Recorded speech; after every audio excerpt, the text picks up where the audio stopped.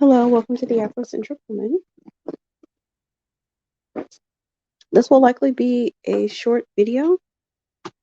I want to follow up on the last live that I did regarding what generous men appreciate about women, generous providers. Because I think I might have skipped over the beingness part. So, who you are and how you show up in the world is something that um, is appreciated. Um, yeah, so it's more about who you are. That's the primary thing, and it's less about what you do and what you have. And from a woman who wants to be provided for, it's the opposite. When you look at a man and you're looking at a partner, you're looking at what he does and demonstrates primarily, and then what he has, and then secondly about who he is. Like below. So it's like the reverse order, basically, the reverse order of attributes. And that's how the complementary, that's how it works together because they're opposite values, what one partner is valuing in the other. And I guess just to preface all of that by saying that this is a traditional um, viewpoint about things. So it definitely, wouldn't make sense if it were in a different type of context. But yes, how you show up matters. And these are theories that I've talked about on the channel, and they've somewhat been validated um, in shorter term dating situations. And they're just things that I feel like I've observed um, from generous providers, from people who are in um, thriving relationships with a traditional spin on them. Um, that's what I've observed. And then I can say that the theory is bearing out because that's the feedback that I directly get. I get the feedback that about who I am and how I show up. That is what's appreciated about me. And it's not about what I'm doing because I really don't do anything extra in the relationship and I don't do anything for him. And the times that I've tried to do stuff for him, he will usually send me money, like, oh, I know you picked that up, so here's something. And it's always more than what it was. And so it's like, okay, thanks, babe. Um, Even when I get him something, he will have already sent the money or he'll send it the next morning. And so I don't do anything like that. I'm not expending any resources towards him. And that's the way he would prefer it. Um, I don't know. He's just doesn't, I don't know. I can't explain it. But yeah, he doesn't like me inconveniencing myself at all or like coming out of any resources as it relates to him. He always wants to make sure that he's like investing resources into me, an abundance of resources into me. So that's something that I've observed in other uh, women who are in relationships with provider men. That that's a lot of times how they operate. Sometimes they have a hard time, like accepting gifts and things like that. Um, from a woman who they're in a relationship with. So you kind of have to be creative about getting stuff for them or doing stuff for them because they will say no or they will be like, oh no, don't do that. So you kind of have to just do whatever you want to do anyway. Um, and what I've noticed is like they do appreciate like thoughtful gifts. So it's not about lavish gifts because it's like, oh Lord, Black women. I don't know. I haven't seen other women do this. I don't know if y'all want to leave. Um, I don't I don't know if you want to leave a comment down in the comment section, after the video post. Have you ever seen other groups of women like splurging on their men, like lavish, expensive gifts? I don't see that. Um, I'm in mixed groups with different women, or I've just been in spaces with other women, and I've never seen that. I've never seen that. The most I've ever seen was One time I was working with this woman and her grandfather died and left her a bunch of money. And so she ended up buying a house with her boyfriend at the time. They eventually got married, but um it was her boyfriend at the time, like long-term boyfriend. I think they had been living together. And so she put up the money for the down payment for the house. We lived in a very expensive city, and this house, I'm sure, is well over $1 million at this point, just because of the architecture, where the house is, and things of that nature. Back then, it was probably coming up on 500,000, and I know that she used her inheritance for the down payment. But then she wasn't paying the mortgage. He paid the mortgage. He paid all the bills. So that's the most I've ever seen as far as splurging from a non-black woman. I don't know. I've never really seen white women or any other race of women do that. Um, but yeah, one of the groups I'm in, it's just amazing to see these women doing all this stuff for these men. And it's really, and they'll take it, right? They'll take it like, ooh, my baby got me a my baby got me this or that. And it's just weird for me to see. It's kind of weird for me to see. And it's definitely being with a more traditional man, like I think that he would be so uncomfortable if I bought like expensive gifts for him. I think it would make him feel uncomfortable. But anywho, the beingness and how you treat them, and how you kind of like carry yourself and being carefree. So I really think that the best thing that a woman can do is definitely invest into herself. Because if a man is appreciating you for who you are and how you show up, then the more that you invest into yourself, um, the more attractive you are, the more alluring you are, and the more you're going to attract investments into yourself, because that's what has him smitten in the first place, is you and how you show up.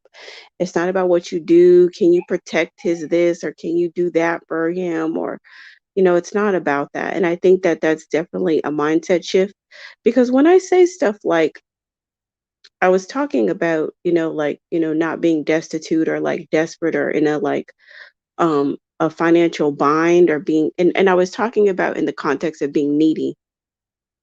But in addition to being like needy, as in like your personal finances and administration may be in a disaster, but also needy for time. So like needy for this, you need to see him, you need to talk to him, you need this, you need that. Like, you need to know where you are in the relationship, you need to know where you're going, you need um reassurance, you need to know he's not cheating, you need to know. And that's the neediness, that's the turn off. Like these men, I promise you. And like I was talking about just three situations in the last video, and I'm gonna just continue to talk about these same three situations. Myself and these other two women, we literally like don't care. We don't care um like what you do. I'm not saying like go out there and be crazy, but it's the confidence and the security of knowing, like, you would be stupid to go and squander your situation off of a cheap thrill. And so, but I can't stop you, and I have a lot going on. I'm very busy, and so I'm not about to micromanage you, and I'm not about to be a spy and the FBI following you around. So you need to manage yourself. These men also have a lot of things going. They're not broke dusties, sitting up collecting a government check. They have businesses, they have all kinds of different things going on. They can't be with a needy woman. Like, they just can't. It's like something else to manage. And when you have a high stress job or business, you know, your relationship becomes an escape. It becomes a point of pleasure, a point of delight, a point of relaxing, a point of, indulgence, and softness. And so when you don't care what they do, and you literally have a bunch of things going on, and then they have to like nail you down for time, right? You're not hounding them for anything. They're the ones who are like, oh man, I haven't seen her in like such and such days.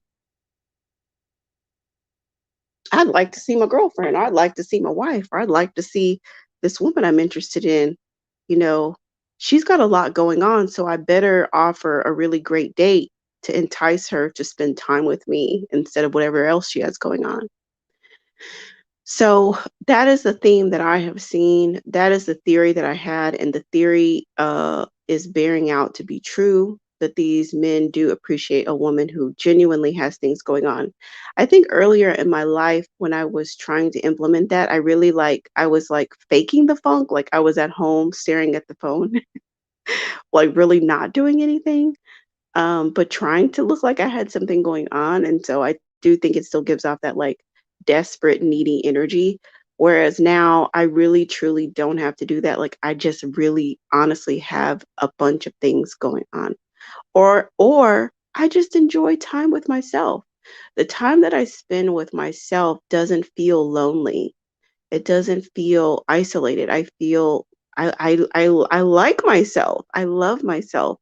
And I genuinely enjoy spending time with myself, doing whatever it is that I'm doing. I could be in my journal, I could be on my planner, I could be working on my business, I could be doing, shopping, I could be doing my hair, it could be a number of things, it doesn't matter.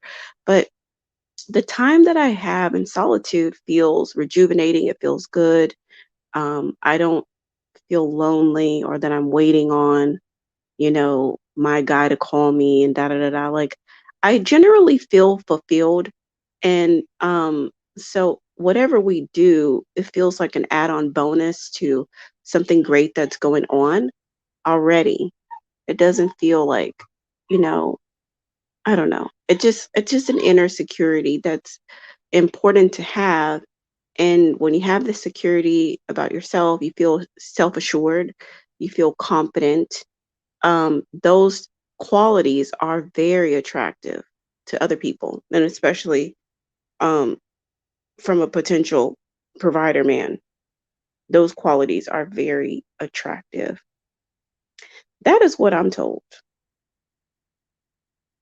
That is what I'm told. That's what I have experienced. I've experienced that to be true. Um, Let me see if there's anything else that I left off. Well, maybe there may be more that comes up, and we can keep talking about it. Merry Christmas, Mocha Mommy. Merry Christmas. Okay, got rid of the little bot there. Um, bum, bum, bum.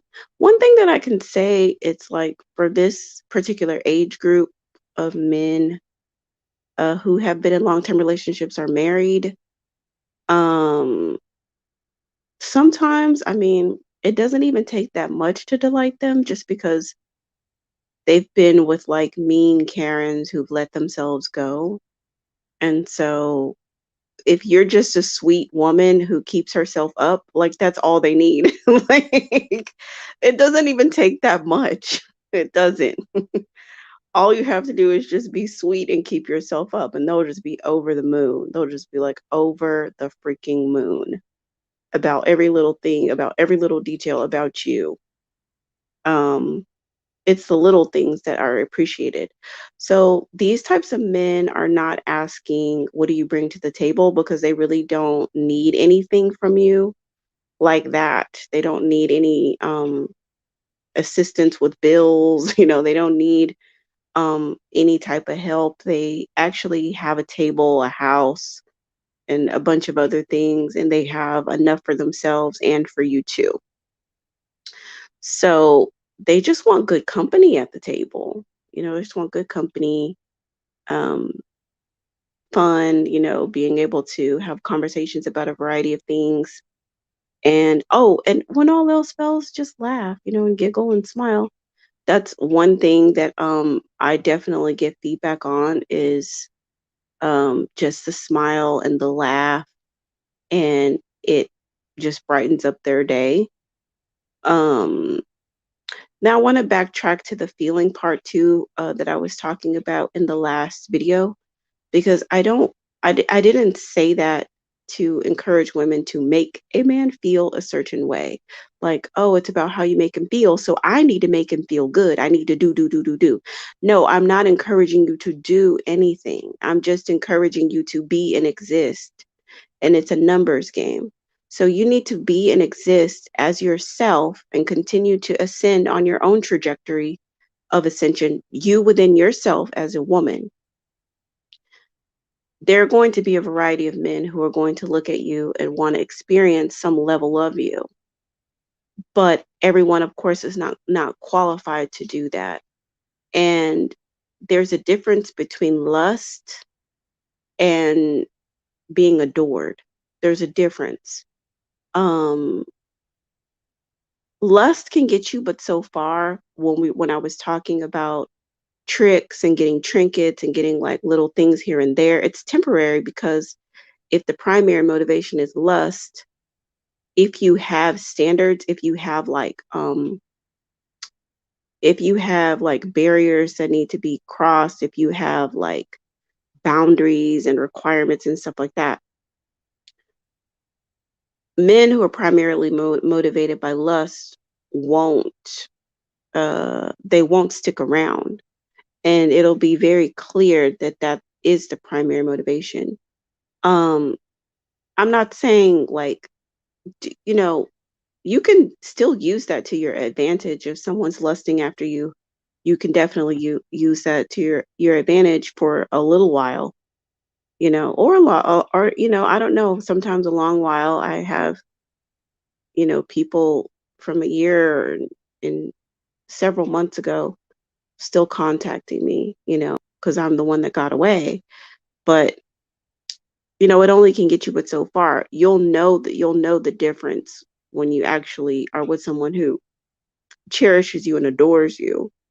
Because yeah, they're highly attracted to you and sexually, but um it's a totally different feeling. You know what I'm saying? Um because they appreciate you as a person, as a woman, all of you. They appreciate you as a woman. So yeah, they're attracted to you and they like you and they like spending time with you and they want to spend money on you and they want to make sure you're comfortable. They want to make sure you're good. Um, Seeing you happy and cared for brings joy to them.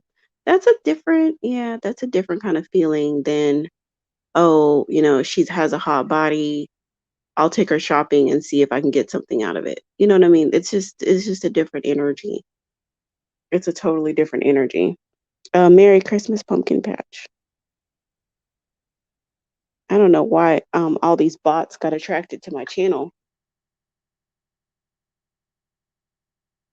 because these bots keep coming up. Y'all, I'm doing a sneak. Let me just give you a little sneak peek. I'm gonna be doing a video on grifters. You know what I'm saying? I'm gonna be doing a video on a grifter. Um, a couple YouTubers already have done it, but you know, I'm gonna do it my way. I tend to just kind of give the facts and give my opinion. I don't really need to like yell and curse and scream and stuff like that, because I don't want, well, I mean, I'm not really someone who yells and curses. Y'all know I cuss though. I drop an S bomb and an F bomb um sprinkled in from here to there, but definitely every other word that I use is not a curse word. And I definitely don't need to yell into the microphone for y'all to hear, but I do want to take a moment to dissect a grifter and a panderer, because it really pains me to see Black women, especially so-called divested Black women, giving their time, attention, energy, and resources to a panderer. Um, yeah, we need to talk about it.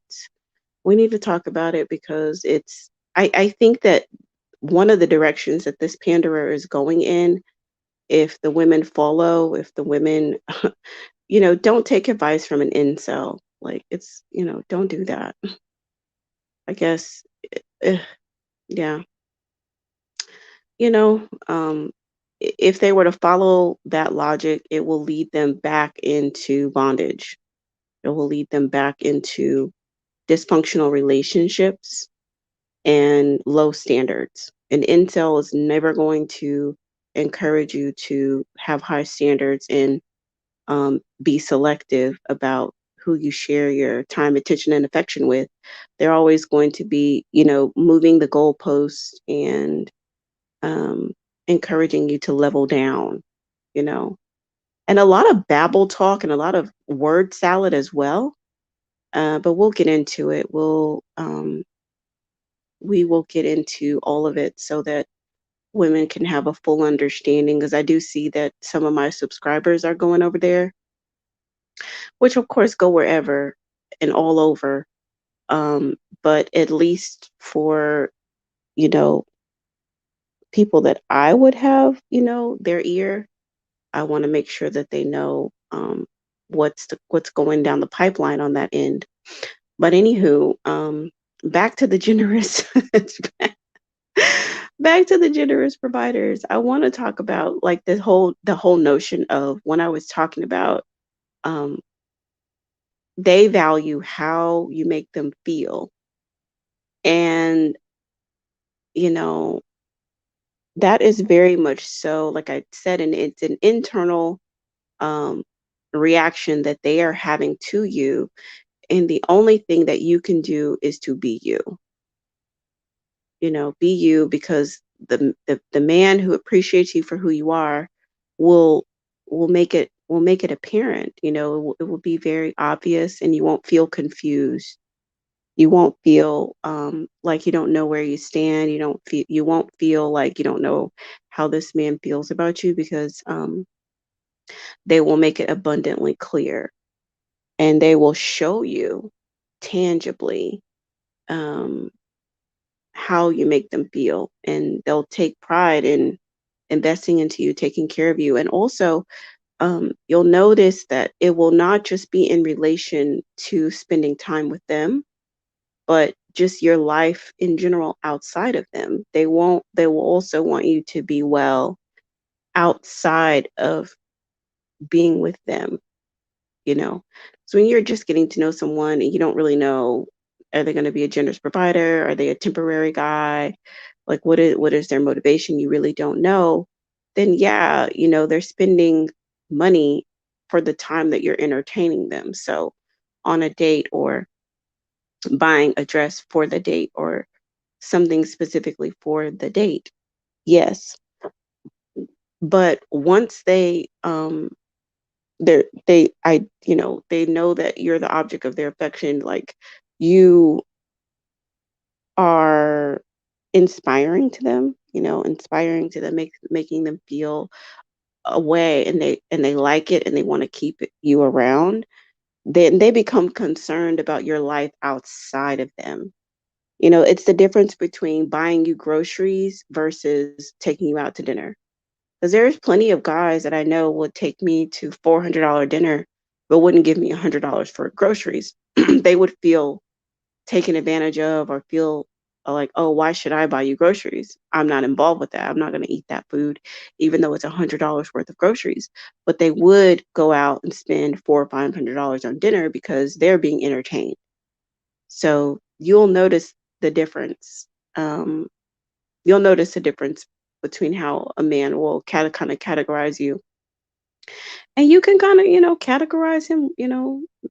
Based off of what he does, you can categorize him in your life as well, and figure out what kind of energy you would invest into the situation, and how much access to your time, attention, and affection he would get.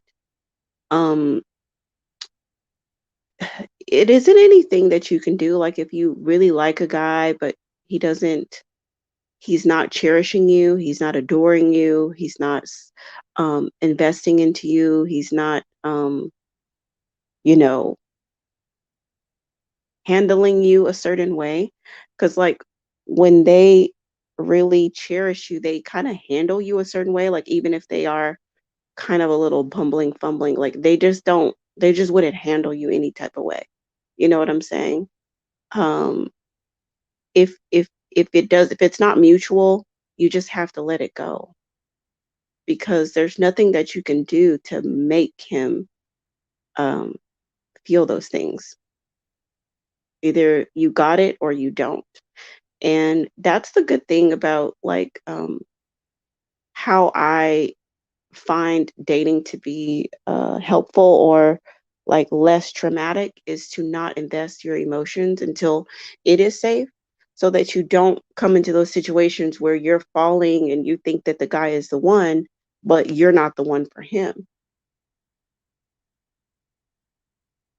I try to give you strategies to avoid situations like that.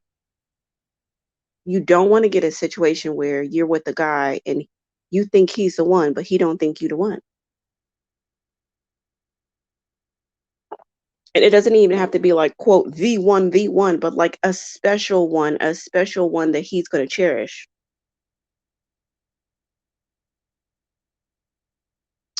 Um, Diva Divine just said, I just argued with a man this morning because he upset I haven't been giving him my time because he doesn't have his shit together, yet I'm supposed to love him like his mama. I get that all the time, want to fatten me up, but can't pay a bill or game me up or put me up on any new positions to win, but he claimed he want to marry me. Well, sis, it sounds like you might still be playing in the Dust Bowl. So whenever you get ready to stop doing that, then you will have access to a whole different caliber of men. Because I can honestly say that, I mean, I don't even have those kind of conversations with any of my men because I mean, I'm still not in a monogamous relationship. So I can still date whoever I want to date. I still technically can. Sometimes I don't want to because, like I said, my main guy makes it extremely hard for any other man attempting to get my time and attention. He makes it very hard because um, he's team too much. He just does it all. Like, he just does a lot. So while I can, I'm like, I'm just really ruthless. I'm like, up, nope, you know. But even yeah, like I do have a couple of dates coming up next week with guys who want my time and attention. One of them is a much better prospect than the other, just because this one is just like eager to please. I like a man who's eager to please me. You know, like that's a good sign. That's a really good sign. If a man is like, um, well, whatever, oh, yeah, we can meet up whenever.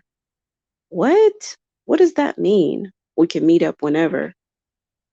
And I'm like, is that your way of asking me out on a date? You know?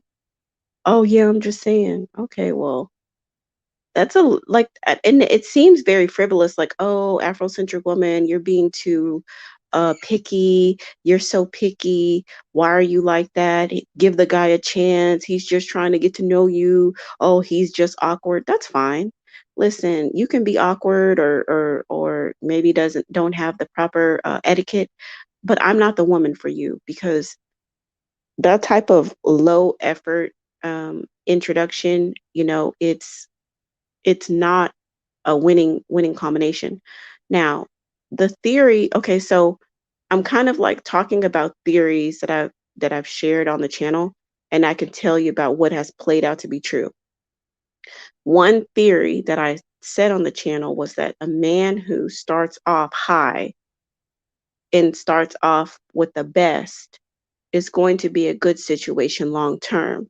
A guy who starts off bumbling and fumbling and you have to finagle a date out of him, that's not the best trajectory.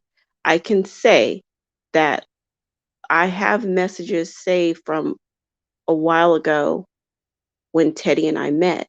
And from the very beginning, from the very first messages, from the very first date, from him making reservations, from him waiting at the door, from him escorting me to the table, for him going to the host and getting the valet sticker, the validation parking sticker, from him walking me to the elevator, from him making their next survey.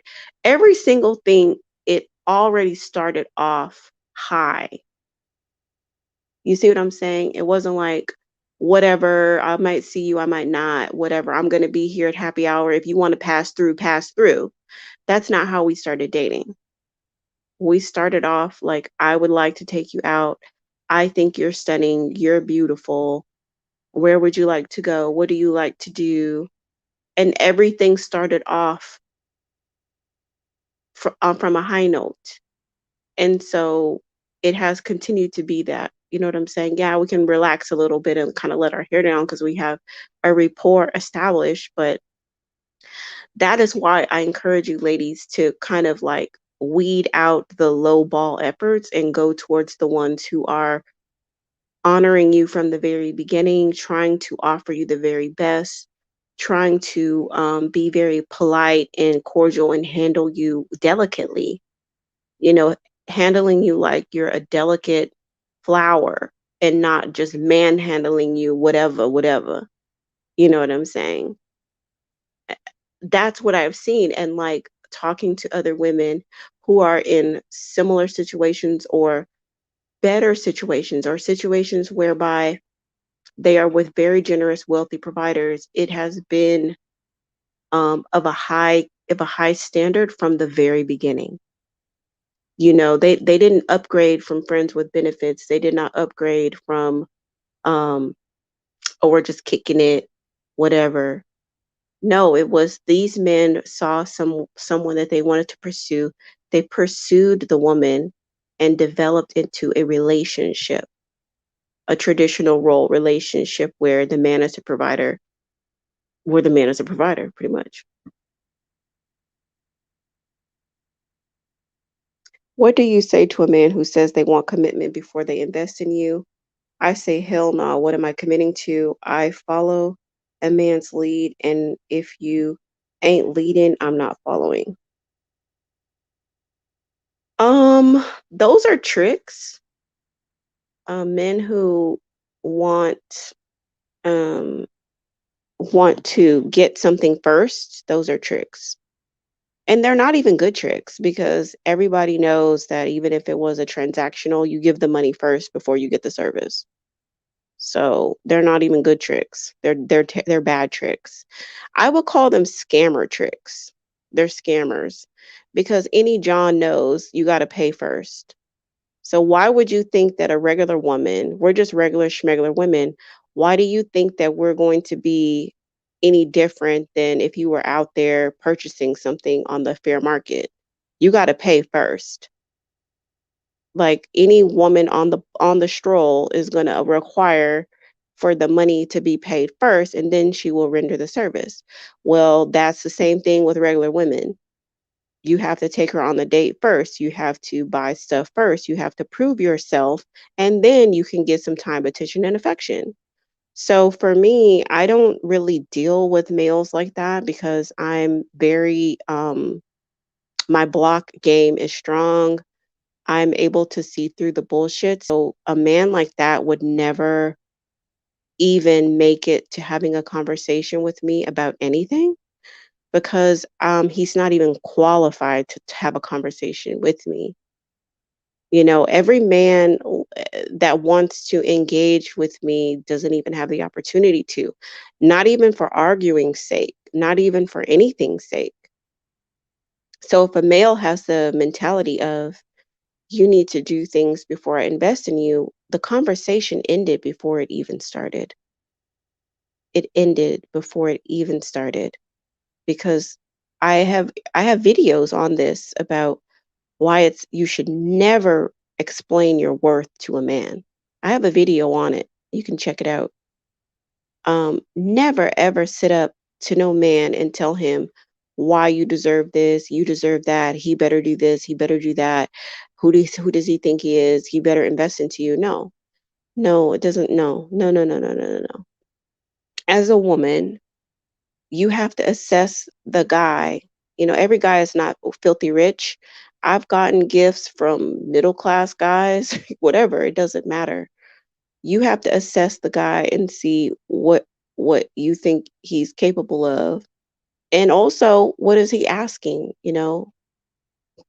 'Cause some guys are like, "Oh, I wanna go to a museum and I wanna do this and then I wanna go to dinner." Basically, what he's saying is, "I want all day with you." Damn, bro, you want all day with me? Okay. What could I be doing? I could been doing anything for myself. I could be making money. I could be working. I could be doing a lot of things. So if you want all day with me, that has to entail shopping or something. You understand? That has to entail something tangible for me because I'm not about to give you my whole day and show up empty-handed. It's just not going to happen. The math wouldn't be mathing.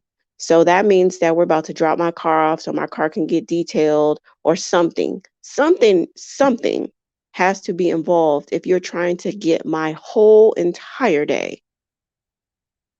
So I say that to say, no, you should not be having a conversation with the male that is saying that I need something before I invest into you. That's what's called a scam. I have another video on here called Fake Sugar Daddies. And this is a lot of things that fake sugar daddies do. They get these women who are very eager to get in the game. They get these women who are very like, cash strapped. And also I think kind of like what's the word?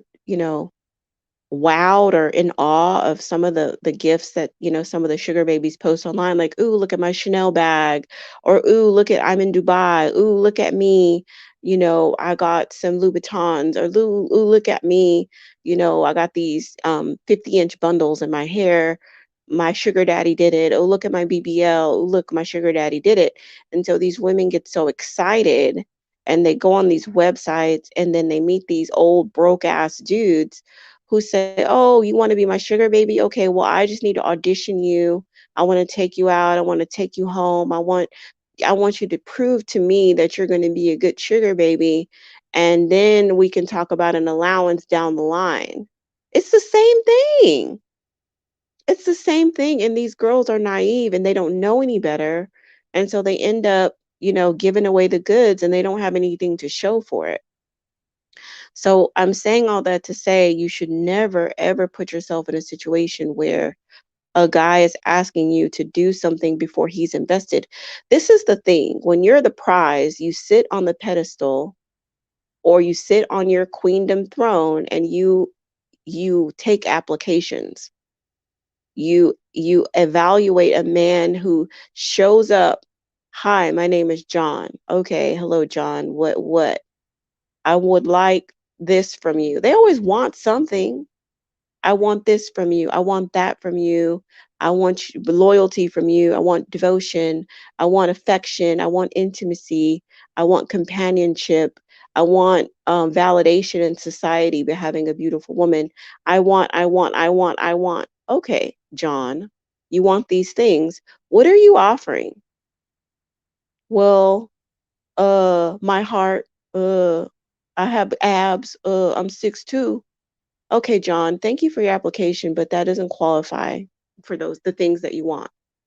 I need more than your heart and you're 6'2" and you have abs. That's not enough. Next.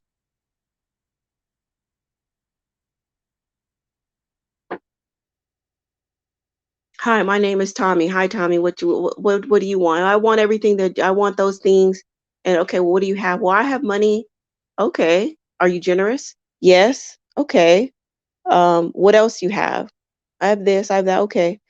Show me. I'll show you next week. Okay, next.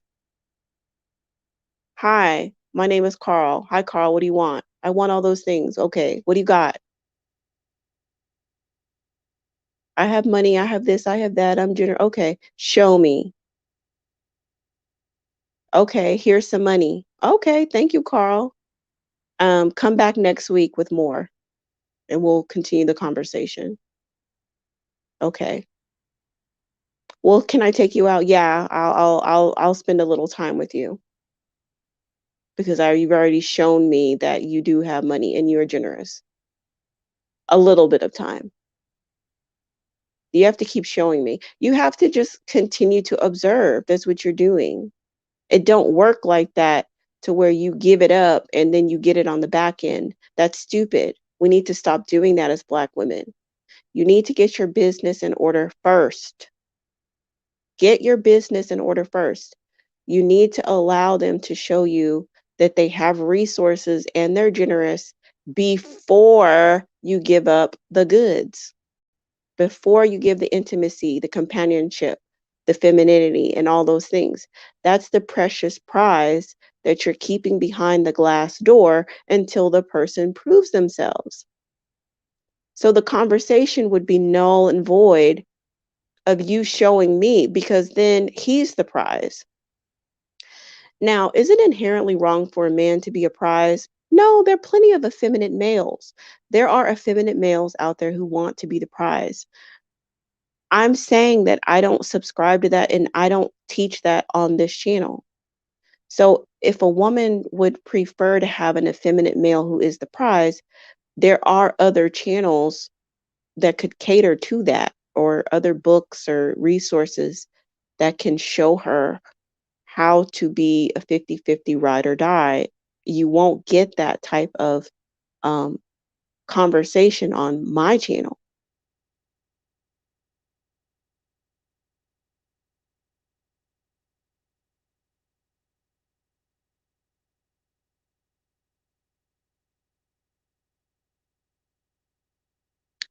What do you say if they ask, do you have a boyfriend and what are you looking for? Um, that sounds like a question from a very young guy. Um, I would just say I'm single and dating. What am I looking for? Dating and see where it goes. Or, make sure what are you looking for? I'll know. Some people have had success with, I'll know what I'm looking for when, it finds me. Some women say, well, I'm not looking for anything. I'm just, being me. And I know that the right man will find me. So, come up with a phrase that makes sense for you. And that can be the one that you use. Um, do you have a boyfriend? That's weird. I don't know. Are these like young guys or like Black guys?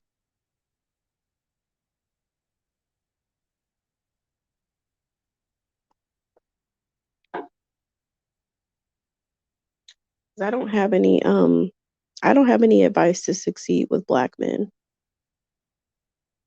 I don't think anything I say will be relevant at all to the average Black man. You can try it, but I don't think anything I say is going to work. Yeah, Black men at any age. Yeah, my advice doesn't work on Black men. So, um, you can try to implement it, but I think you'll always end up having arguments like you were saying before, because you have to understand that their mentality is very different than other men. Their mentality is 50-50. They like a workhorse, they like a mule, they like you to prove yourself. They want to take you through heartache before they will think that you're the one. You need to prove yourself to them. And so that is the average Black man. And that doesn't matter how polished he is. They all pretty much have that mentality. That's the mentality. So nothing that I say will help you. Nothing. It won't help. Because even the other guys from the other communities, not necessarily American, but from like different African nations and stuff like that, I would put them more in the trick category than I would like stable provider. Yeah, they will spend on you, but it's not stable.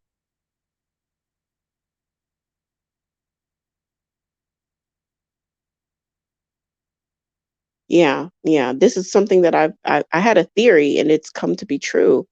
Like I've dealt, my gosh, I have trash bag bandits that have been their 60s, 50s, 40s, and they all act the same. They all act the same. They act like the prize.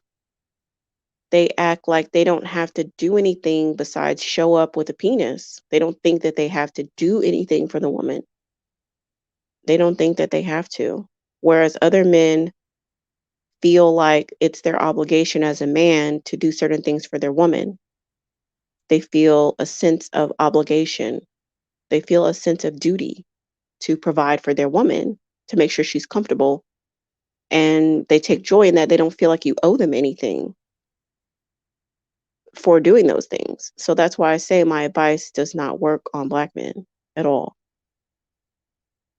Not the general, not the general population. It doesn't. If you have a unicorn provider, then my advice will work. But, you know, that's the only way it would work. But just like if you just go out randomly or just swipe randomly on your average Black guy, my advice will not work. I spent all of 2021, well, not all, I think I stopped swiping in like September or something, or I think, yeah, something like that. Um, yeah, uh, it's because I went out with like hold on, I went out with two African Americans this year, both older, and then I went out with one African, let me think. I think like one Nigerian guy, two Nigerian guys. I think two Nigerian guys. Oh no, well no, my okay, no, okay, no. So two Nigerian, hold on. Two Nigerians, one South African, one Afro Latino, um, and two African American. And they were all trash. I'm sorry, but they all just seriously, like very manipulative and stingy, you know, and just very lustful. The older African American ones, he was just so cheap, and it's like, bro, and then he told me he wanted someone to build with, and I'm like, you're 50 something years old. Why aren't you already built up by now? And then the other one, he was trying to manipulate, he was just a mess. and and he couldn't even do something simple like buy me flowers. And then he tried to entice me with like, oh, let's go to Aruba, Jamaica, da da da da. And I'm like, I'm not going anywhere with you, because if you can't buy me flowers in the United States of America, what makes you think that I'm going to leave the country with you? So he ended up getting me just a massage, and then I and then that was it. And then the other one, he didn't get me anything for Valentine's Day. I asked for a dress, and he was like, "Oh, I don't do that. I don't buy my women that I'm dating anything." And I'm like, "Okay, well, I'm not the woman for you. Because if this little dress is giving you a heart attack, I'm not the woman for you." So that was that. And then the other guy, I have a video called "'Twas a Bad Date," so you can hear about him. He was very narcissistic. And then the other guy, I have a video. I think I have two videos on him. Um, I don't remember what the videos were about, but I know that he, what pissed me off was we got really cold weather, and he bought his kids gloves and scarves and hats, and he didn't buy my child anything. And from that point, I just knew it was over. It was over, you know. Um, I just, yeah, I can't, I can't do that, because that probably would have cost him like 25 bucks or something, but it would have meant the world to me that you were in the store at Target or wherever you were, and you thought about my child in addition to your children. and just said, "Oh, hey, what size does she wear? Let me get her some scarf, and it's cold outside. Let me just get her a couple things to keep warm since I'm already here." So from that point on, I knew it was over. And there was a couple other things. I was keeping score, like, okay, is he gonna show up? I needed to move my business stuff, and he said he would help, and then he flaked on that, and didn't give me anything for Valentine's Day. Um, it's just a lot. And so um we had a conversation where basically, I just needed to know, like, so what you got going on? Like, I'm still waiting on my Valentine's Day gift. I'm still, I need you, are you ready to step up? And all this blah, blah, blah, word salad, da, da, da, da. And I'm like, well, I'm gonna fall back because this is not working for me. And that's what I did. He took me out for my birthday. He took me and my friend and two friends out for my birthday. So he's good for little stuff like that, like turning up. He's good for stuff like that. But he's not good for the day-to-day that it takes to maintain a relationship.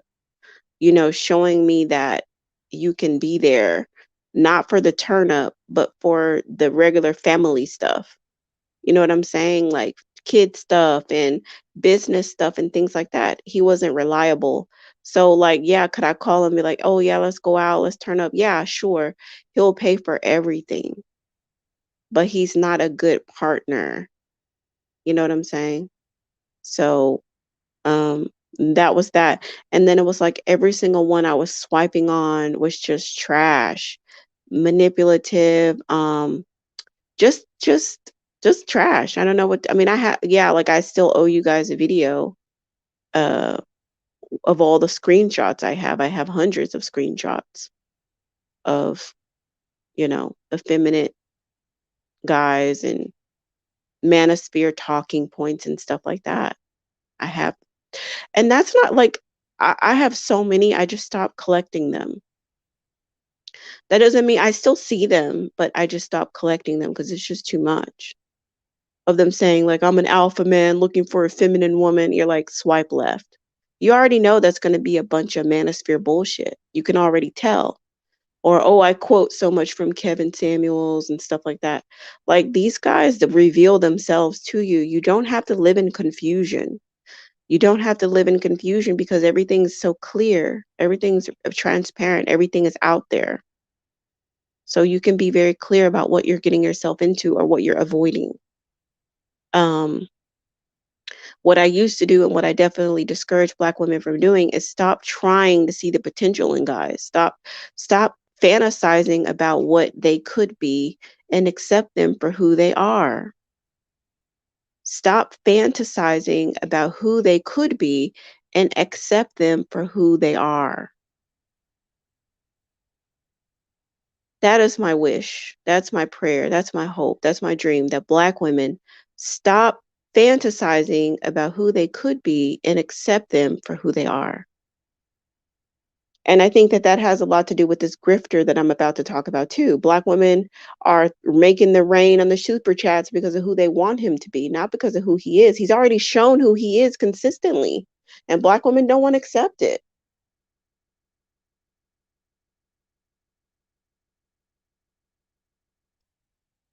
They don't want to accept it.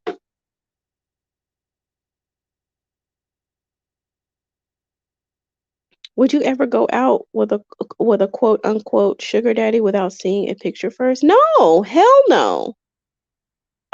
We can talk about this young woman who passed away. I'm gonna let some more information come out. There's a young woman who had a level up channel and she died mysteriously. The Black manosphere is salivating over her transition as swirling gone wrong. And they are making a mockery of the sister who has suspicious circumstances surrounding her death. I'm going to wait. I'm going to wait until the autopsy is done. I'm going to wait until more information comes out. I'm going to wait until the family speaks more about it. I'm going to wait until the investigation is underway before I speak about it. But once I know, we'll talk about that.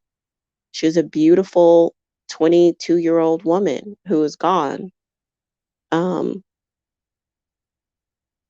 and so, no, we do not meet men that we don't see a picture for. We do not meet men who are, no, we don't do that. We don't invite men to our house. We don't even tell them where we live. We don't even tell them what side of town we live on. We don't even tell. And that's why we're like, no, lie, lie, lie, lie, lie, or omit. People are like, oh no, you got to be so transparent. F transparency. This is about staying safe. You need to either lie or omit. He don't even need to know what side of town you live on, let alone your address. You don't even need to know your real name. Give him a nickname. That's part of the vetting process. You need to get this guy's energy. You need to know that he's legit. You need to, like, a lot of times what I do, oh shit, there was another Nigerian guy earlier this year too. Never mind. What I'll do a lot of times is, like, the first date, I do this very, like, inconspicuously. When he pays for the food, I will look at his credit card. I just want to know his first and his last name. Okay. So I'll glance over at the card to make sure that the name that he told me is his name. And if I don't know his last name, I will get the last name. So from me looking at his credit card, then I can do a search. Because a lot of times you'll know how old he is, and then you can figure out, you can ask him, oh, what'd you do for your birthday last year? Get his birthday. When you have his name and his birthday, you can do a background check. You see what I'm saying? So, no, leveled up women do not meet men that we don't vet first. We have a vetting process over here. And it begins with visual, it goes over to voice. We meet in a public place, and we have to become comfortable first. We need to get information on these guys. We need to do our background checks. We need to see what's going on. There is a whole process behind it. And I think, like, this young woman, she's only 22. So she is not seasoned. She's just a young woman. So that is why, I try to be very clear with the ladies on this channel, because I used to be mostly, uh, I just checked my analytics today, and it was mostly 35 to 44, but now I have a huge 18 listeners from 18 to, what is the age group? 18 to 34. I think that's the numbers. And then it's, hold on. Is it 18 to 34? Or 34 to 44? Gosh, I'll have to look at those numbers again. But that first demographic, like that 18 to, like, 30 something, like, I have a lot of 18 to 25, maybe. I think, yeah, maybe that's what it is. I have like 35% listeners from that age group. So there's a lot of women listening that are in, late teens, early 20s. So I try to really break it down about safety, because a lot of the things that will garner the resources and a good situation for you are also safety issues. Most people that want to do harm to you, they don't want to take you to a five-star restaurant. They don't want to do that. They want to meet you at a park. They want you to come over to their house. They want to come to your house. They want to meet you at the coffee shop and then sit in the car and just talk to them because they're having such a good time with you, right? So a lot of the things that I talk about not only help you find a generous man, but also helps you to stay safe. Men that are trying to hurt you, they're trying to find low-hanging fruit. They're trying to find women with low self-esteem and low standards. They're trying to find women who are naive, who don't know their worth. So when they offer you something low and they're like they're banking on you being so desperate that you'll take it. But if you're like, "Oh no, I prefer Perry's Steakhouse," or "No, I really prefer this," or "Oh, I'd like to meet in this high-end, restaurant or whatever." They're like, "Oh shit, who does she think she is? She's not a good target. Let me move on to the next one." You make yourself unappealing to men who want to abuse you by having high standards. You make yourself very unappealing to them. You repulse them. You repel them. When you have high standards, you repel men who want to hurt you and who want to abuse you. Men who want to scam you. Oh, well, I really don't want to go out, but I got $1,000. Let me just come spend time with you and I'll give you the money. Well, if you have it, listen, okay, flip it. Well, if you have the $1,000 like you say you do, then go ahead and meet me at this restaurant so we can talk first and da da da da, and we'll discuss the money later. Oh, no, no, I'm good. Okay, yeah. You know why he's saying no, I'm good? Because he ain't got the fucking money anyway. He's scamming. I'm trying to tell y'all these dudes be scamming. These dudes sit up and listen to our channels. They listen to hypergamy channels. They listen to Level Up. They know what you want. They hear you loud and clear, and they ain't got it, but they want the goods. Now, could they go to Struggle Beckisha? Could they go get a bottom shelf, whoever? Yeah, they could. They don't want that. They want you. They want the woman who's leveled up. They want the woman who's pretty, who smells good, who dresses nice, who has heels, who has pretty hair, who's cute. That's who they want. And they don't have what it takes to get you. So they'll try to scam you out of what you have by telling you what you want to hear. And if you're not savvy enough to require them to prove it, and you fall for the what do you call it? The word salad and the scamming, then you put yourself in jeopardy. That's why you sit on the pedestal and you do the vetting process. It's best for you. It keeps you safe, and it's going to be better for the long term. Maybe I sound like a broken record, but I'm just going to keep on repeating myself until everybody gets it in their head. I'm just going to that's fine. I have a t-shirt called Gold Digger. I'll get another t-shirt called Broken Record.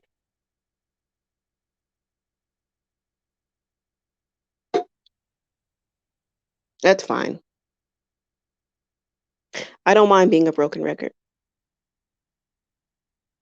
We need to hear this information. We need to get it in our head. It's going to help us stay safe as women.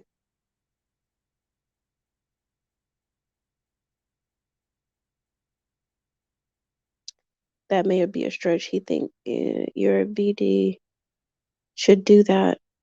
If you ask, he may have done it. Get your kids stuff too, especially if y'all weren't out with the kids. Well, Divine Diva or Diva Divine, you know, um, what can I say, sis?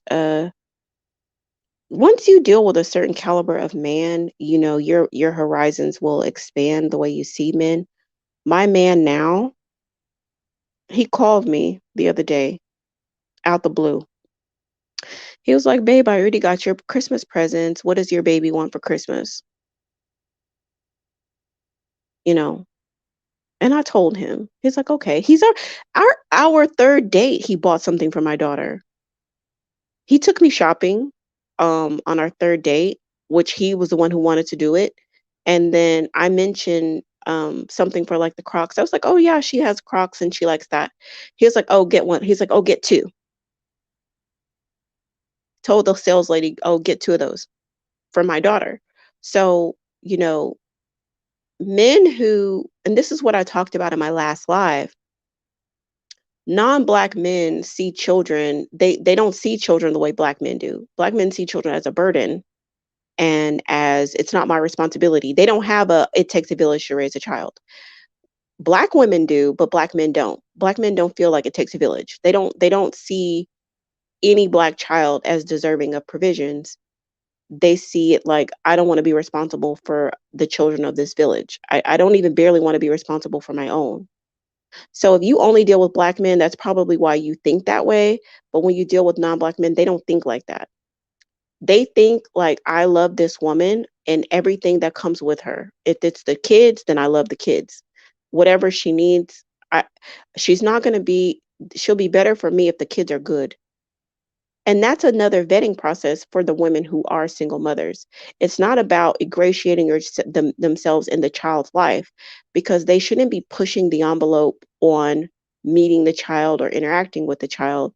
That should come from the mother saying, okay, well, now it's time for a little meet and greet or whatever. But they should be providing something for the child. That is going to let you know the quality of the man that you're dealing with. It's going to let you know. So, you know, that's why I say that the information definitely on this channel is definitely geared for more of the traditional minded woman and someone who's looking for a traditional provider. So, yeah,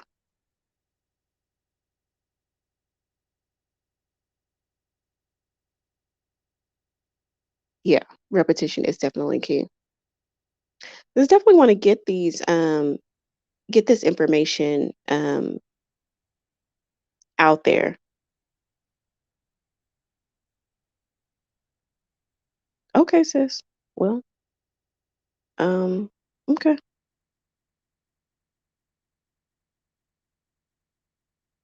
okay.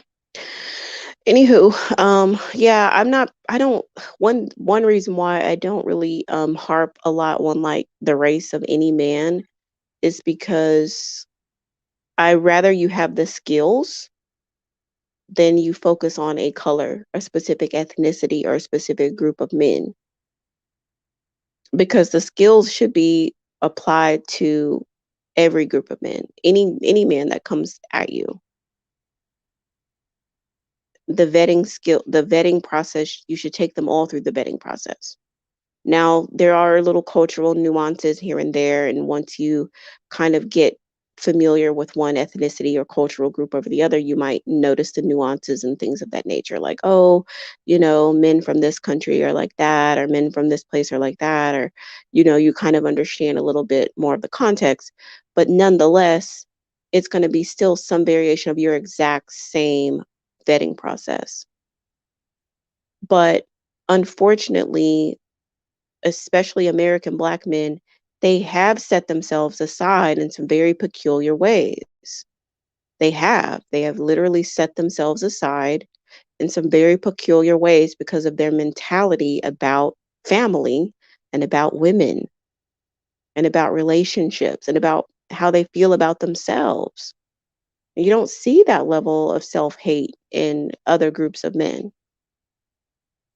And that self-hate is manifested into phenotypically Black African looking women, because that self-hate that they have within themselves is projected onto to us, who are a reflection of them. They don't want to see themselves in the mirror, and they damn sure don't want to see us. So they have to be little abusive bandits, you know? So that is the collective. Now, I don't discount the fact that there are special unicorns roaming around here and there. They do exist, but they're very, very, very rare.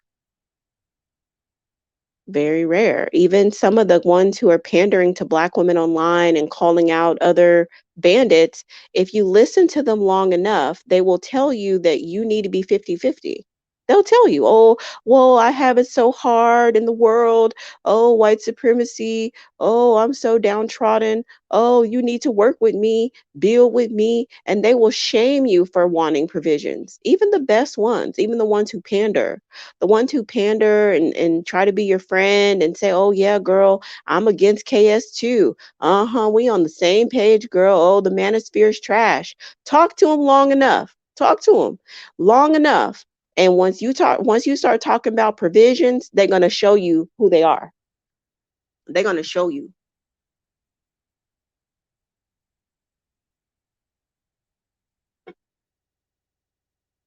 They'll show you every time.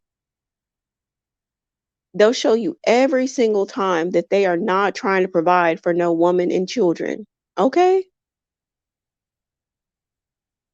They're not trying to do that. And they set themselves up and they ingratiate themselves in black women's spaces to get money. And black women sit up and give it to them. Sit up and give it to them.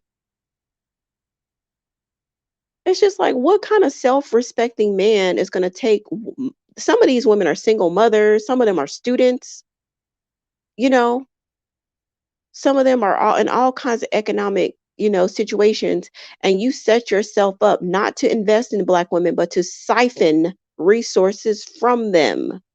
Right up after the baby's mouth. Why? Because they're exploiting a vulnerability of black women wanting to be seen, heard, and understood by a black man. And they know exactly what the F they're doing. They know what they're doing. They know they're exploiting a vulnerability. Black women are not in the church as much. So they know that they're used to sitting up and listening to a black man in the pulpit sit up here and give them a feel good sermon and try to say something relatable to them, and they'll give their money. Well, they'll do the same thing online. And black women will sit up and give their money, their time and attention. And they don't even have any skills from listening to these sermons. They can't even take any of this information and better themselves. It's just trauma bonding. It's just complaining. Oh, look at this manosphere guy. Oh, he's so horrible. Oh, look at this one. He's bad too. Oh, yeah, this is terrible. Oh my God, the community is in shambles. Oh. I understand, black woman. And black women are making it rain on these bandits. They are making it rain with their hard-earned money on these bandits. My mom told me years ago, like when I was a little kid, she always told me, she said, black people spend money on what they want, not what they need a lot of times. And it's true. It's true. Because they want to believe that there are good black men out there and that they have an ally and that these black men are going to, validate them and hear them and understand them. And they really desire that deeply. Deeply they desire it. They know the collective is trash, but when they can find one that oh, this is a good one. Oh, he's good. Yay. I'm gonna make it rain on him. I'm gonna send my followers to his channel. I'm gonna encourage everybody to subscribe to him. Come on, y'all. Let's go over to his channel, y'all. Let's go. Let's go mob out. Let's go love bomb his chat box. Let's mob through. Send your super chat, send your cash app. And they do it. Talk to that same bandit long enough and he gonna tell you why you need to be 50-50. He gonna tell you why you're a gold digger. He gonna tell you why you don't need to be requesting no money of no man. He gonna tell you all the manosphere shit in a word salad, and it's gonna sound crazy.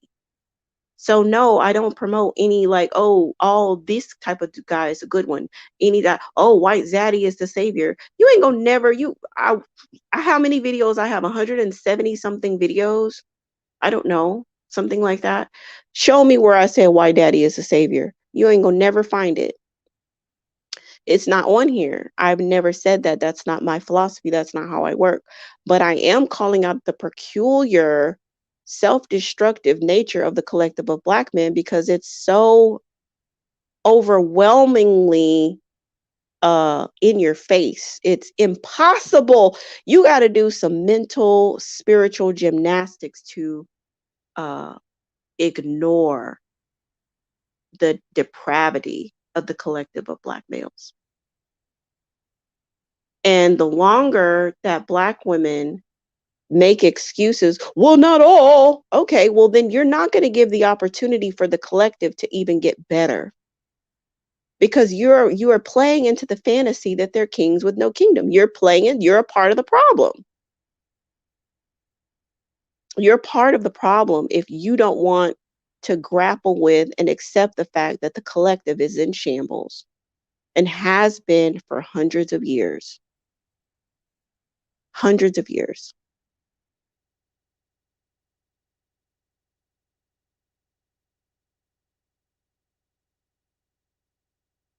Because we're in the situation that we're in because we've been anchored to a group of men who are treasonous, who do not protect us, don't even like us. The blacker we are, the more they dislike us.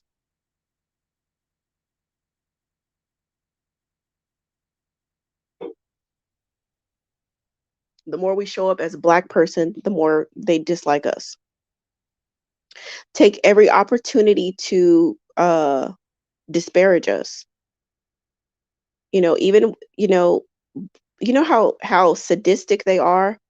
Like, normally, when you have a family, let's say, like, I'll brag on my brother. I've bragged on my brother on my channel. I bragged on my sister, if not on the channel, at least in person.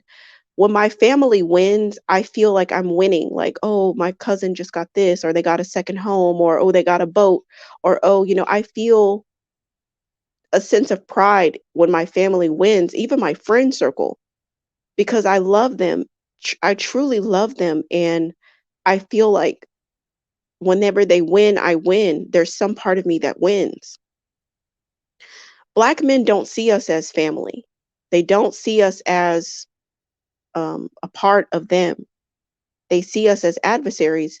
So when you look at Black women who are going to college and graduating, and yeah, I have student debt. There's plenty of Black women in my situation who have student debt. We're grappling with this student debt burden, and it's hard for us. It's hard um, to manage it. It's hard. And now I have a video talking about going from zero net worth to five figures. It's hard to manage student loan. Do you think that Black men take any responsibility for the fact that Black women have student loan debt? That we didn't have our fathers to help us get to school? We didn't have our fathers to help us navigate the financial aid application process, that we didn't have our fathers to go negotiate these loans with us, that we didn't have our fathers paying for our rent while we went to school to better ourselves, that we did everything ourselves. We did the best that we could. We didn't get any inheritance from our grandfather, like my white friend who I told you about earlier in this live, whose grandfather left her hundreds of thousands of dollars. So we did the best we could. So here we are trying to better ourselves, trying to get out of poverty, and we have student loans. Do you think that Black men said, "Oh, I'm so sorry that I abandoned you and that I should have been there for you through your schooling. I should have done a better job. I'm sorry. Let me help you now. Let me help you navigate the student loans so that you can get out of debt. Let me assist you." No, they laugh at Black women. They say, ha, ha, ha, ha, ha, nanny boo boo, you have student loans. You're worthless. You don't bring anything to the table because you have student loan debt. You're so stupid. Does that sound like a loving family member to you? It's not. And that's the collective. That is the collective response that Black men have about Black women's student loan debt. Nanny boo boo, ha ha ha, that's why you're in debt. And you think that you want to require all these things of me. Why should I do anything when you have student loan debt? That's how they see it. Why do they see it like that? Because the mentality that they have is that a woman needs to be providing for them because they are effeminate broken bucks. You understand? So when you are a effeminate broken buck, you're looking for a woman who is an asset that will take care of you. That's what you're looking for. So whether you have on a suit, they go to college, or whether you don't, whether you do a trade, whether you do whatever. If that mentality is at your core, you are a trash bag bandit. It doesn't matter what you put on top of it. And that is the collective. And that's just one example. The single motherhood thing is a thing. Um, every single time a Black woman experiences violence from a non-Black man, they see that violence and they say, "Nah, nanny boo boo, that's why you shouldn't have dated out." But they have blinders for Black men who enact violence on Black women, and that's the majority. That's like 99% of the violence is coming from Black men, and it's like 1% of the violence is coming from the white or the non-Black men. But any opportunity that there's violence coming from a non-Black man, they only see that violence and they only want to speak on it, but not in a sense of oh, sister, let me help you. Let me give you, money so that you can get a hotel room. Let me pay for your medical bills. Let me pay for therapy for you and your children. Let me be a man. Let me step up to the plate to help you. They're not showing up like men. They're showing up like little, like crybaby, manipulative, psychopathic bandits, and harping on the fact that the woman was either, violated or offed. You see what I'm saying? So is that your friend? Is that your community app? Is that your community partner? And I know that this is very difficult to grapple with because, I know I felt like there was a sense of uneasiness when I was like in Black power community and things like that. There was this like sense of uneasiness. Like I think there was an intuitive part of me that knows that I was working by myself. Like you think you're doing Black empowerment, but like you're really not. You're working, but they're not working with you. While you're working, they're working against you. They're actually undermining everything that you do while you're doing it. And I think that that's really hard to reconcile, but I think that having that clarity and understanding that it's not a cohesive community. There are entities that are working for families and children, but they're not one of them. It's not an equal counterpart. It's not reciprocal love. It's non-reciprocal love. It's one-sided love and devotion. It's one-sided the loyalty. So, understanding that and grappling with that, that will allow you to then start being loyal to yourself. Be loyal to yourself. Devote yourself to yourself and your own bloodline. Do what's best for you and find other women with like minds and create things together.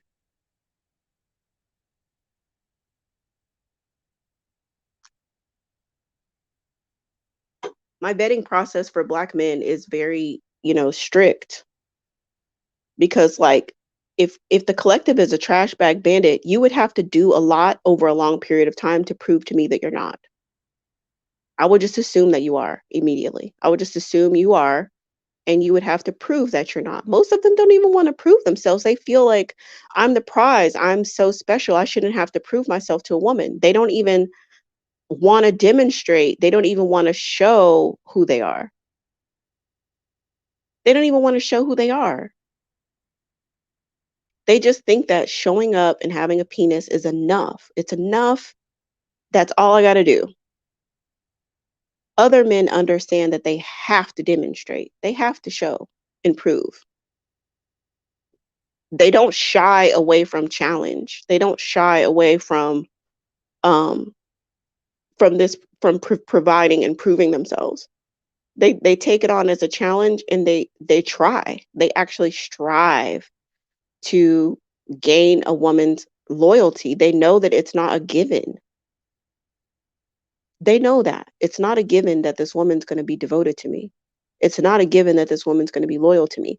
It's not a given that this woman is going to um, share her time, attention, and affection to me. I have to prove myself to her. And I like her enough. I love her enough. I want her enough. I desire her enough. I'm gonna do it. They don't shy away from that. And they don't feel resentful about that. They don't get online and cry and whine that they don't get the unconditional love that their mama gave them, which the collective of Black men do. They want the kind of love that their mama gave them. That's what you hear resoundingly. She don't love me like my mama loved me.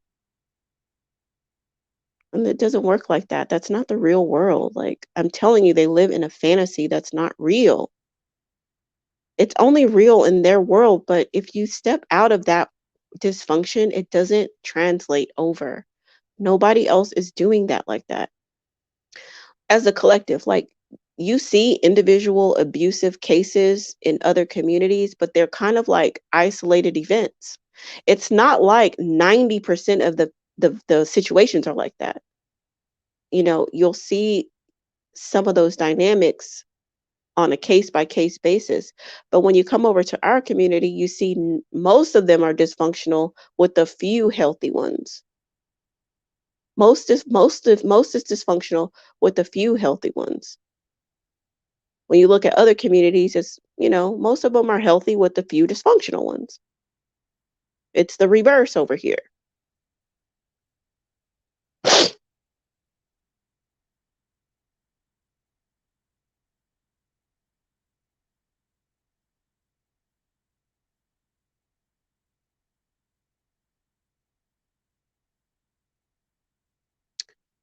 Um, Meanwhile, they are criticized for valuing education. There's people coming from India, coming here to study and become CEOs of Microsoft, Twitter, and Google. Yeah, that's another thing. They don't feel pride. They don't feel like we're winning because our women are going to college. That's how you know we're not, like, they don't see us as family. They don't see us as a part of them. They see us as adversarial. So instead of them celebrating, like, oh, look, our women, my sister, my cousin, my auntie, my grandma, my god sister, my niece, I'm so proud of her. She got her MBA, she got her bachelor, she got her bachelor of science, she got her certification, she got her, whatever. Look at us, we're doing great. They don't see it like that as a collective. They see it like these damn black women are taking up spots that black men should be getting. Isn't that what white people say about affirmative action? These damn black people are taking up spaces my kids could have. And that's how black men see us. These damn black women are taking the jobs from us. These damn black women are going to school because they have it so easy in life and my life is hard. This is another thing. This is another, like, resounding trash bag logic. They think that women should have it hard. Okay, so when you reverse the understanding behind why they say the things that they do, the underlying belief is that women should work hard or women should have it hard. Anything that's afforded to you as a woman, because you are a woman, they see as an offense to them. And they think that they should be treated the way you are. Even though you're a woman, they too want to be treated like women. They want daddy to provide for them. They want daddy to pay their bills. They want daddy to pay their college. They want daddy to splurge on them. They want daddy to do all these things. And they're mad at you if daddy's doing it for you. They're mad. So they're not thinking, well, I want a woman like that. So why don't I put myself into position to be able to give her those things? Because if I can give her those things, I can get her away from him, or I can compete with him. I can do it better than him. I can do more than him. I'm going to put myself in position to get the best woman that I can get. So I'm going to focus on myself and building myself up and getting resources so that I can attract and keep, because they have a hard time keeping a woman. Okay. They have a hard time keeping a woman.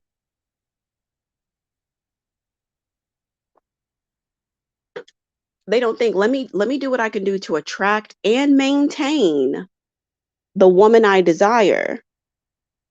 So let me go out there and do what I have to do. No, they just whine and cry online for hours about the shit because daddy's doing all these things and daddy's getting the best women.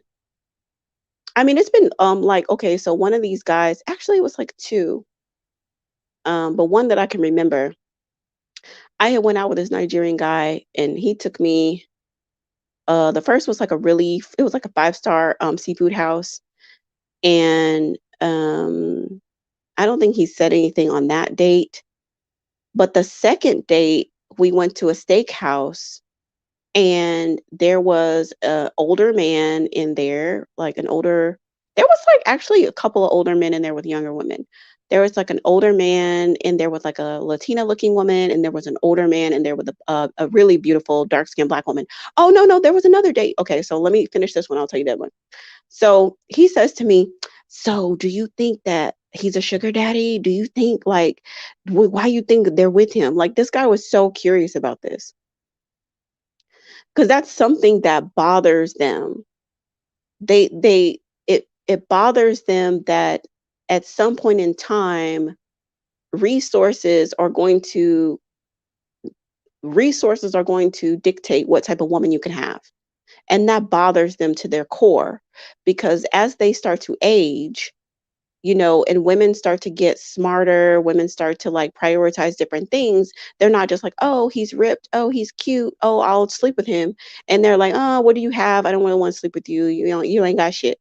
So they start to become insecure as time goes on because the men with the money, they could be old, they could be fat, they could be balding. It doesn't matter, right? They could be, it doesn't matter what these men have going on. As long as they have the resources, they can get the woman that they desire, right?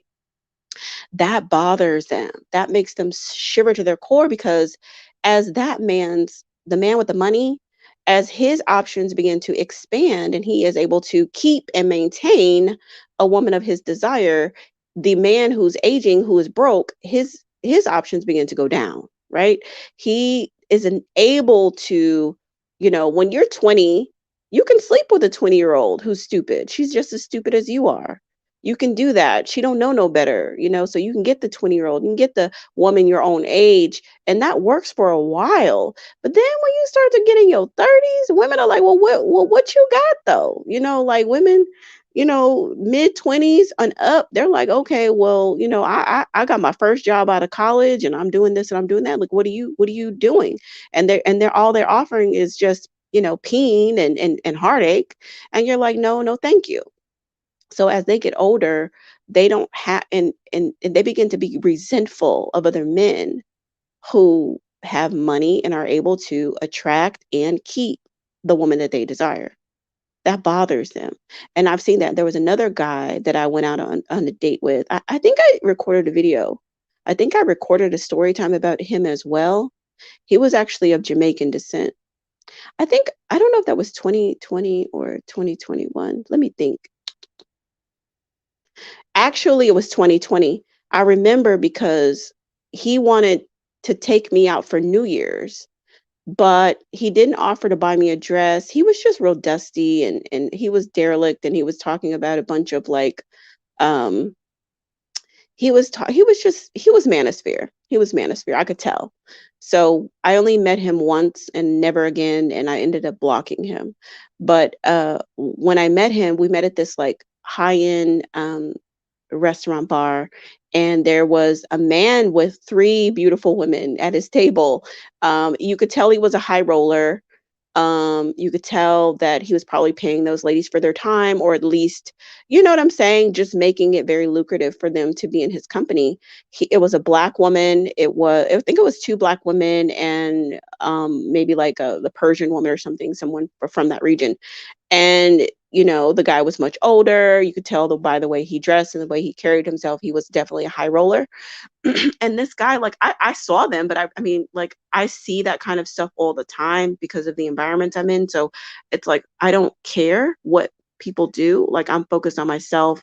I'm focused on my own date and what I have going on. This guy's like, do you think like he's a sugar daddy? Do you think he's paying those girls? Like, why do you think they're there? How did he get three women? Da, da, da. I'm like, bro, I don't know. Like, I don't care. But again, it's that insecurity. It's that insecurity that these guys have because of their lack of resources.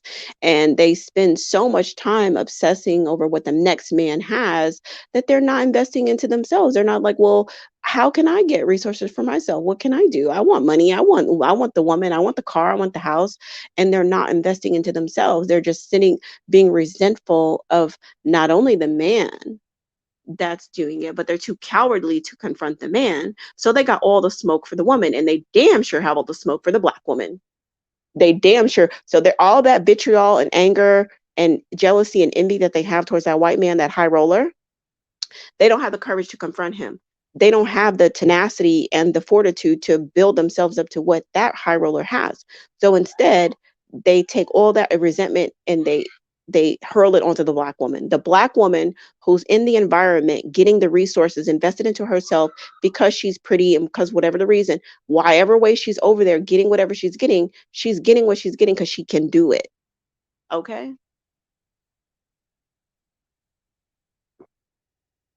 And I'm telling you, if I would have known what I know now, I would have been getting it way sooner. Okay. I would have been getting it way sooner. I'm getting all that I can get now, but please trust and believe I would have been getting it sooner.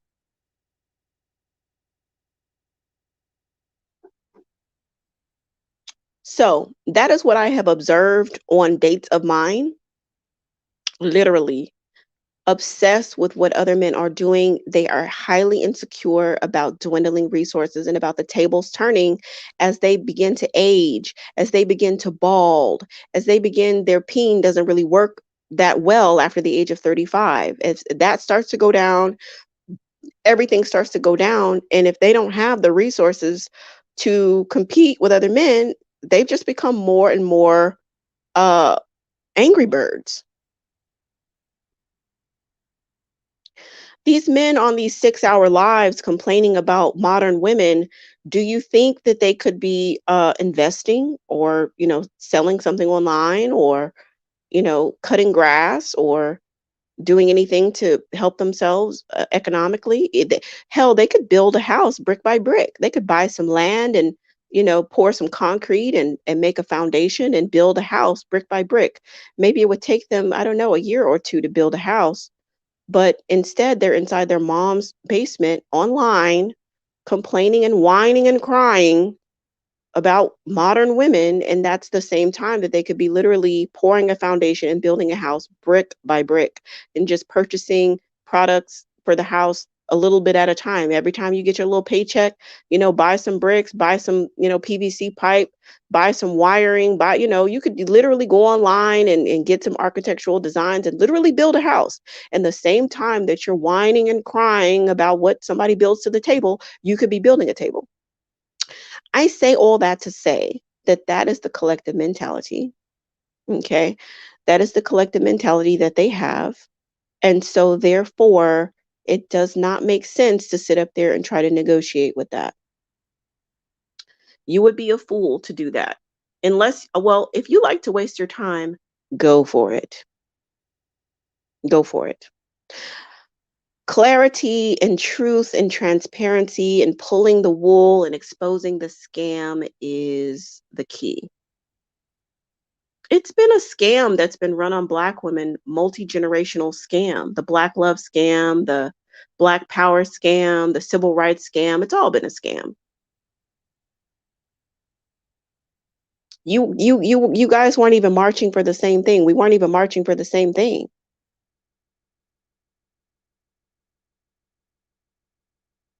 I think about that little girl who was fed to the wolves in Arkansas, Little Rock, Arkansas, the woman who was the little girl who integrated the schools. What Black man allowed that to happen?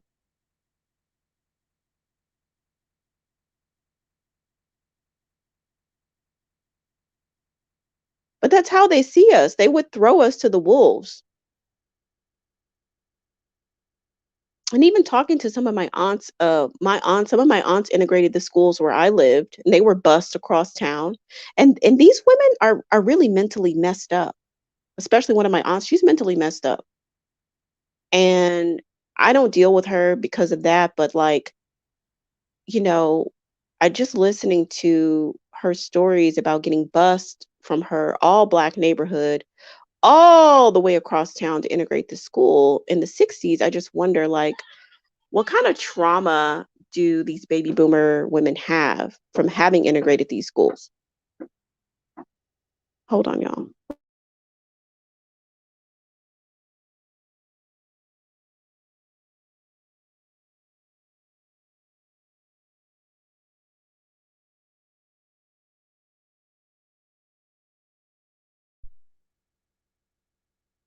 But yeah, y'all, I have really gone off on a tangent. Does anybody have any questions about provider men? Because that's why I came on here.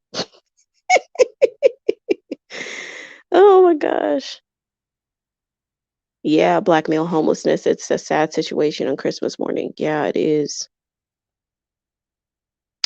It is sad, but Black men are going to have to fix that for themselves. They're going to have to house themselves. It's not Black women's job to do that. Black men should be providing housing for Black men.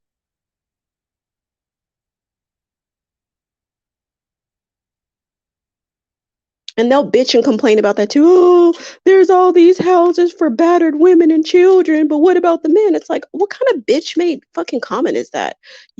Okay, so you want the woman who's pregnant to go out in the street so that this bandit can stay in the house? Like, y'all don't realize, and this is the thing, we'll talk about this because there's another bandit, a good black bandit that I'm going to talk about. Um, what was I about to say about this bandit? Dang it, I lost what I was about to say just that freaking fast. But yeah, there's two that I'm about to go into. If not like this week, like in the new year, but yeah, it needs to be discussed. Because some of those talking points about uh shaming of the student loans and stuff, it comes from this particular person. Some of the topics about shaming, about no, black men are domestic violence, it's the black women who's doing the violence, it's coming from this particular guy, this good black man. This good black man is the one who is inserting these talking points into the manosphere and then jumping out. Oh, I know what I was going to say. The thing about these bandits, they're upset that other men don't respect them. But the thing about it is, like, you don't behave respectfully. Um, you don't, like, if you, no man's going to respect you if you bash your women. And I think that that's the big thing that they don't understand, even for the ones who say, oh, I want reparations, or I want equal treatment, I want this, I want that, I want to be treated like a man. Well, you have to act like one. The reason why these men in these other communities don't respect you as a man is because you don't act like a man. You don't act like a man. You feel you want to, you're entitled, you whine, you cry, you're a victim, you bitch, you complain, you do all these things. You blame everything on women. You don't take any responsibility. You don't take any accountability. You hate women and children. You don't feel it's your need to, you don't feel an innate, you know, desire to provide. And then you want to sit at the table with these other men who do these things, and you want them to respect you, and they don't. They don't respect you. They put you at the little kids table, or you're not even allowed in the room. And so until black men understand that the road to world respect is to clean up your own house, they will remain subjugated bucks. And I'm relieved at the fact that I don't have to do anything to facilitate that. I don't have to do anything. I can literally live my life. I'm living lavishly. I'm being cherished and adored. Okay. And I really don't have to do anything over there. I don't have to. I can do whatever I want. I don't feel a sense of obligation to help treasonous bandits that don't reciprocate love to me. I don't feel obligated at all. I feel free. I feel like a free agent. I feel liberated. I feel good. I feel enlightened. I feel like my eyes are clear. I feel, I'm still processing a lot of grief for having wasted time, but I'm getting through it day by day, and I'm enjoying my life. I'm learning how it feels to be loved in a different way, and it feels really good to be loved the way I'm being loved. And I'm living my best freaking life. Okay. So, all the whining and crying, it's like, listen, as long as you keep acting like little entitled bitches, nobody's going to respect you. It's not honorable to say hands up, don't shoot. Do you think the Chinese say that to the Jays? Do you think that the Afghanistan, this little country, as backwards as they are, do you think the men were afraid of the two biggest world powers in the freaking world at different times trying to dominate them? Or do you think the Afghani men ever freaking folded? I'm not praising them. I'm just saying that's what manhood looks like. These guys sit up and fight with each other. You know what I'm saying? To the end. For their manhood, these men put everything on the line for their manhood. and for the way of life that they want. So you want to go and negotiate at the table with men who are willing to put everything on the line for their way of life. Meanwhile, you'll sell your whole village for a bottle of rum. Come on now. Come on now, y'all. Let's talk about it. You will sell your whole village, the women, the children, the natural resources, the well that you have with diamonds in it, gold, cobalt, what other, and every other titanium and every other type of mineral.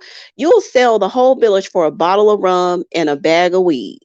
Come on now. And you think that you're going to go in the boardroom and talk to these other men who are willing to put everything on the line for their manhood when they know you're bitch made and that you'll sell your whole village for a bottle of rum and a bag of weed? You can't sit with them. You can't sit with them until you clean up your internal psyche, until you clean up how you treat your women and children. No one will respect you. No one. No one will respect you until you change how you treat your women and children. And guess what? Black women, we're not covering for you anymore. We're not covering up the abuse, the lies, the con. Like, no, we're not part of this scam anymore. You're going to be trying to scam the world that you're the biggest victim in the world. That's fine. You're going to be doing it by yourself because we are not going to be uh, aiding and abetting your scamming and your manipulation. No, you're on your own, bro. You are on your own. I'm not a part of the ruse anymore. I'm not on the front lines. I've been resigned. I've been resigned from that shit. Paid my dues. I'm not doing it. And many other black women are like, nope, you're on your own. If you want to convince the world that you're the biggest victim in the world, you're gonna have to prove that on your own. You want to, prove to them why you're entitled to this and that and da da da. Boo, boo, boo. Okay, that's fine. You're on your own. You can do that by yourself. You want to prove to them that you're the most desired. Okay, then you're gonna have to prove that with your own merits. You're not gonna be able to use black women's praise and admiration without having accomplished anything as proof of being most desirable. If you want to be most desirable, you're gonna have to earn that desirability on your own. We're not going to attribute to that because you're quick to point out how nobody wants us. And that's interesting because I sure am getting treated good over here for nobody to want me. Baby, I sure do go on a lot of great dates. I don't know where they do that at. I don't even know. You're quick to tell black women that nobody wants you, you're undesirable. It's a con, it's a scam. It's just narcissistic manipulation. We see it now. Like, we're not under the spell of black male worship anymore. We are free. So you don't get to tell us that the sky is red and we just run off and tell the world, oh, the sky is red. No, it really is. No, we're saying no, the sky is blue. If you want to keep running around and saying that it's red, you're going to just run around and do that by yourself without the assistance of black women participating in the scam, in the delusion. No, we're not in that.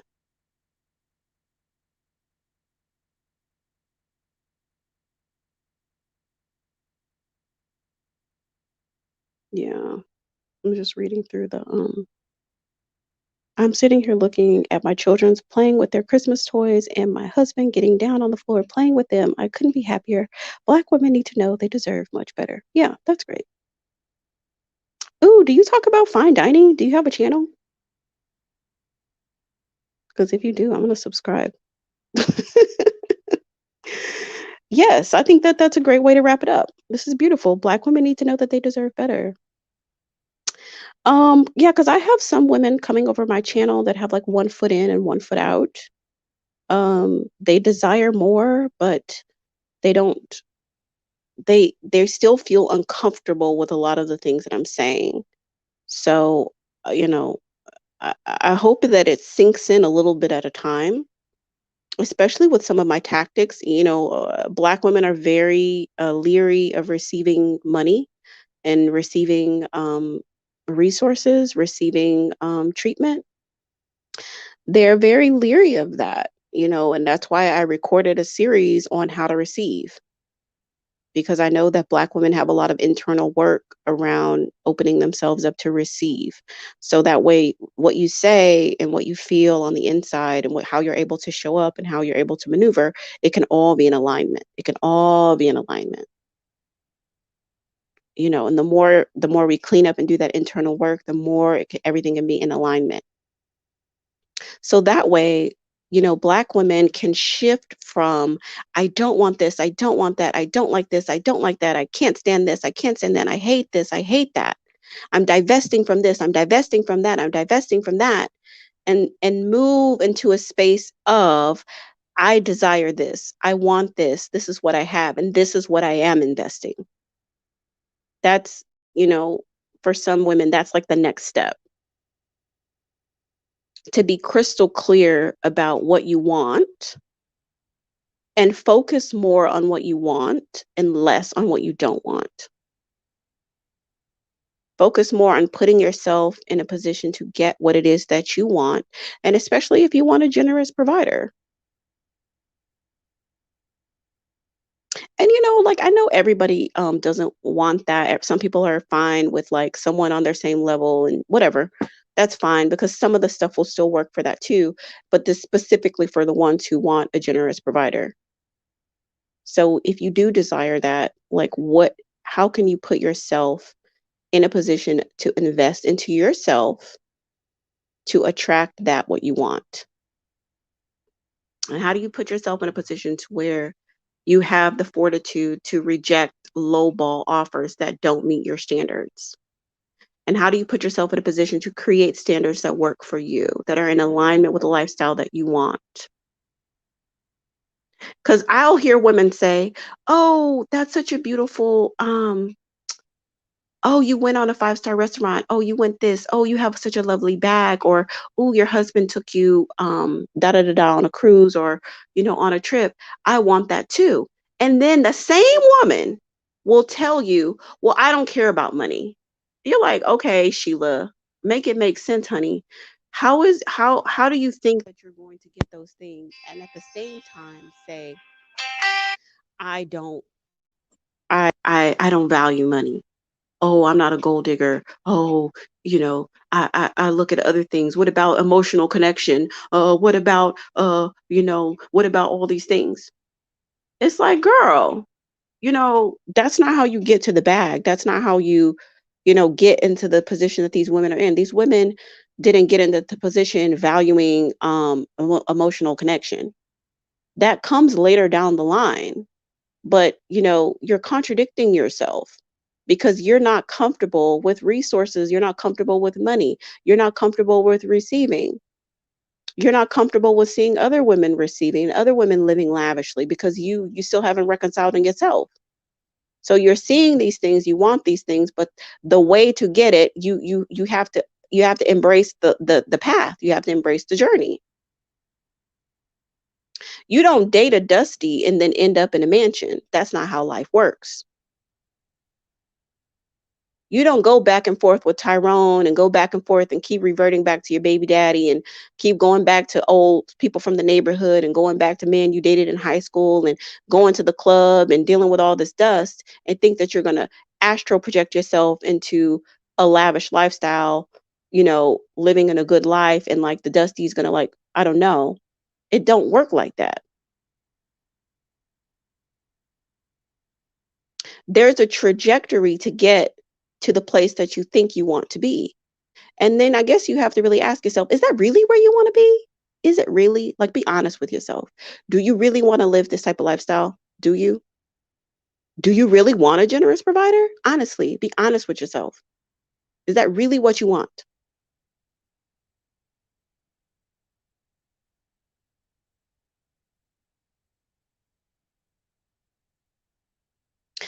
Once you know the answer to that question,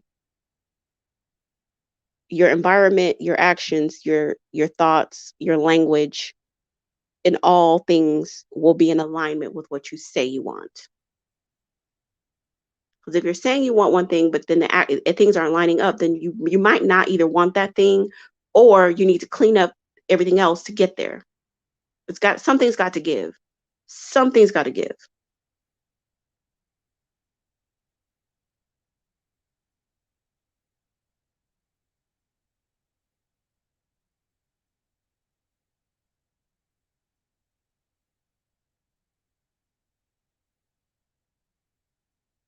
Anyway, y'all, thank you for tuning in. I hope that this, has been helpful. I wanted to share on some points. We did go off on a few tangents. Well, I did. Sorry. I went off on some tangents. I went down some rabbit holes. I veered off and things like that. But whatever. It was kind of like a little bit of a free flow. So hope you enjoyed it. Thank you for tuning in. Please do subscribe. Subscribe. Because 30% of y'all that watch my videos are not subscribed, says YouTube Analytics. So subscribe, please. Y'all have happy holidays and, do something special for yourself. Hydrate, hydrate, hydrate. Drink your water. I'm gonna drink some water right now. Drink some water, and I'm about to skedaddle and go see my family. All right. Peace.